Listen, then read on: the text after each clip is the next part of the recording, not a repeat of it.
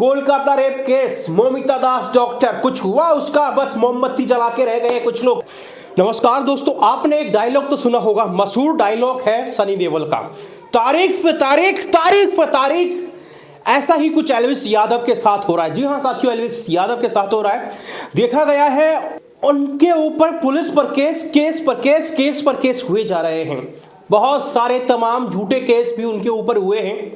जब जब वो व्यक्ति आगे बढ़ता है तो कुछ ना कुछ उसके पीछे झाड़ लग जाते हैं। और साथियों ऐसा हो रहा है जैसे कि गांव में जैसे कि भूत चुड़ैल पीछे पड़ जाते हैं ना, ऐसे कहीं ना कहीं एल्विस यादव के साथ यही हो रहा है। पहले झूठा केस सांप वाला, उसमें फंसाया गया। उसके बाद और भी केस हुए, एक जहां कॉलोनी वाला सिस्टम था वहां पर भी केस हुआ। उसके अलावा देखा गया कि हाल ही में एक और केस हुआ है, जयपुर में एफआईआर दर्ज हुई है, एल्विस यादव के खिलाफ नोटिस जारी किया गया है। वो भी किस चीज को लेके, 8 फरवरी की बात है साथियों।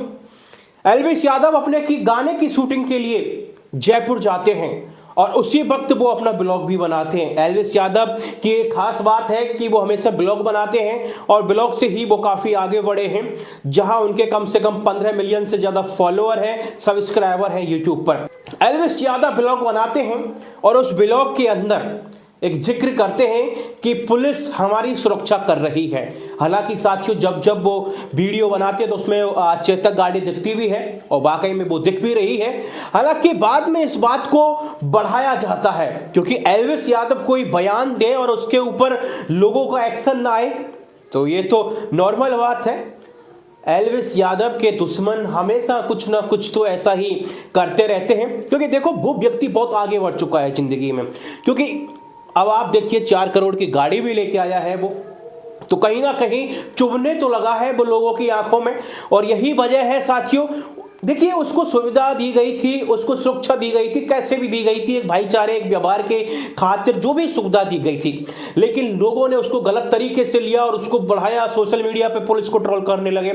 और इसी वजह से इस वीडियो को लेकर साथियों काफी बयान आने लगे। इसी वजह से पुलिस के महानिदेशक ने इसके ऊपर अपना बयान भी जारी किया और उन्होंने बोला कि ऐसा कुछ भी नहीं है, ऑफिशियली किसी भी प्रकार की एल्विस नाम के व्यक्ति को कोई भी सुविधा नहीं दी गई है।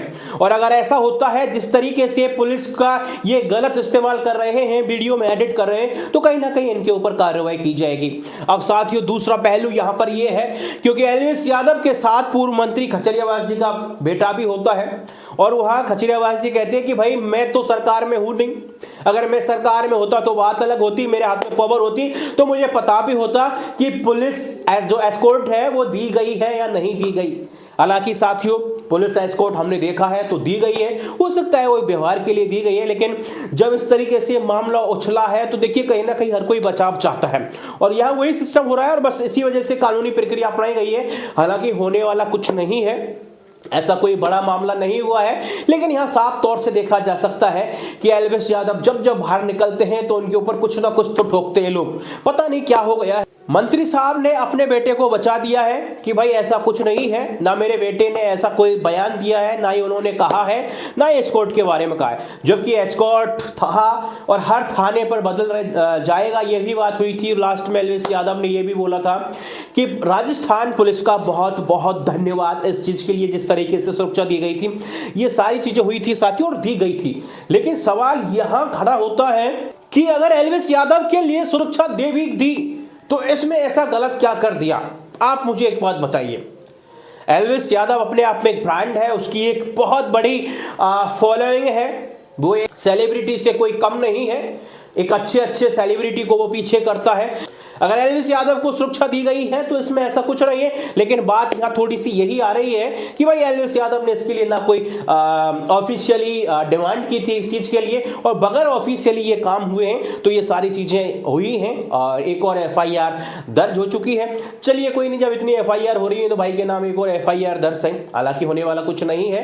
और साथियों देखा जाए तो एक और एफआईआर अरुणाचल प्रदेश में हो चुका है, चुम के किसी फैंस ने एफआईआर दर्ज करवा दी है। हालांकि वो इतनी कोई बड़ी बात बात नहीं थी, लेकिन लोगों को अब लग चुका है भाई कि भाई चलो कुछ नहीं, एक ट्रेंड सा चल गया है केस करने का, एफआईआर करने का। क्योंकि हम देख रहे हैं जिस तरीके से रणवीर अलाहाबादिया ने जो बयान दिया है उसके बाद तो भाई जग गए लोग, जग गए, और खासकर यूट्यूबर्स के पीछे पड़ गए। हालांकि अलाहाबादिया का जो भी बयान था वो बहुत ज्यादा भद्दा था, इस चीज के लिए मैं कहता हूं, लेकिन अब इस तरीके से जो देश के मेन मुद्दे हैं उनको मीडिया छोड़ चुकी है। हमारे कुछ राजनेता हैं जो मेन मुद्दे हैं देश के उनको छोड़ चुके हैं। यूट्यूबर्स कोई बयान दे रहा है, चलिए भाई ये तो बहुत बुरा किया है, इसके ऊपर कार्रवाई होनी चाहिए। हाँ होनी चाहिए, हम मानते हैं, लेकिन देश में अहम मुद्दे भी हैं साथियों। कोलकाता रेप केस, मौमिता दास डॉक्टर, कुछ हुआ उसका? बस मोमबत्ती जला के रह गए कुछ लोग। नेताओं ने आवाज उठाई थी? नहीं उठाई थी।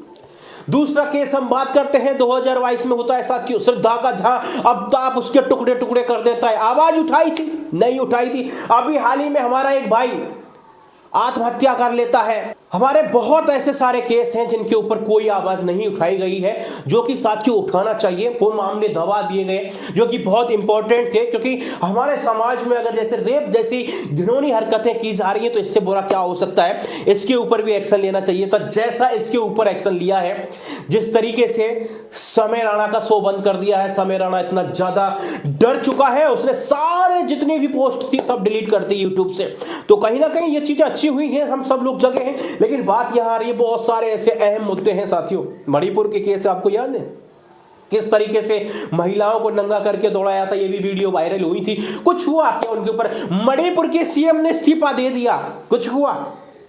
उस न्यूज को ये ध्रुव राठी ने ये बात भी उठाई थी कि अहम मुद्दे को भटकाया जा रहा है। सीएम मणिपुर सीएम ने जिस तरीके से इस्तीफा दिया है उसको एक मुद्दा बनाना चाहिए था, उसके ऊपर बातें होनी चाहिए थी, लेकिन नहीं हुई। हालांकि देश की मीडिया है साथियों पहले नंबर पर इसी वजह से आती है, आती है कि नहीं आती वो आपको पता होगा क्यों, और इसी वजह से ही पहले नंबर पर नहीं आती। और देश की मीडिया बहुत आगे है, हमारे देश की मीडिया भाई साहब पूछो ही मत। कोई एक ऐसा मुद्दा मिला, अब जैसे ये मुद्दा पकड़ लिया भाई, जो भी हुआ ठीक है, इनमें ऐसी ये बात हुई ठीक है, लेकिन इस मुद्दे के ऊपर आप 4 लोग बैठे हो फिर डिस्कस कर रहे हो रणवीर अलाहाबादिया के ऊपर। बड़े ही टीआरपी बटोरने का सिस्टम ले रखा है। आपको कोई मतलब नहीं है, सिर्फ आपको टीआरपी लेने का मतलब है कुछ भी हो, जो अहम मुद्दे हैं वो भाड़ में जाए। बहुत सारे मुद्दे चल रहे हैं इस टाइम पे वर्तमान में, उनको उठाओ यारो। अलाहाबादिया ने गलत किया है, उसके ऊपर अब सजा मिलेगी ठीक है, लेकिन मुद्दे बहुत थे, उनको उठाओ जो जरूरी हैं। आपने एक मुद्दा उठा दिया, बहुत खुशी हुई, लेकिन और भी बहुत सारे मुद्दे हैं जो उठने बाकी हैं, जरूर उठने चाहिए साथियों। बाकी का आपकी क्या ओपिनियन है जरूर बताइएगा। और एल्विस यादव भाई के साथ एल्विस आर्मी का सपोर्ट है, पूरी देश की जनता का सपोर्ट है, क्योंकि एल्विस ने कभी किसी का बुरा नहीं किया और ना ही कभी किसी के लिए इस तरीके से भद्दे शब्द नहीं कहे जो एल्विस की वजह से किसी का दिल दुखा हो। हालांकि ये जो एफआईआर है जिस तरीके से अभी हुई है इसका कोई औचित्य नहीं है। और दूसरा अभी जो अरुणाचल प्रदेश से एफआईआर हुई है उसका भी कोई औचित्य नहीं है, मेरे हिसाब से तो ऐसा कुछ नहीं है, ये मेरा पर्सनल ओपिनियन है। बाकी का आपकी आपकी ओपिनियन है जरूर बताइएगा। और दूसरा अभी जो अरुणाचल प्रदेश से एफआईआर हुई है उसका भी कोई औचित्य नहीं है, मेरे हिसाब से तो ऐसा कुछ नहीं है, ये मेरा पर्सनल ओपिनियन है। बाकी का आपकी आपकी ओपिनियन है जरूर बताइएगा।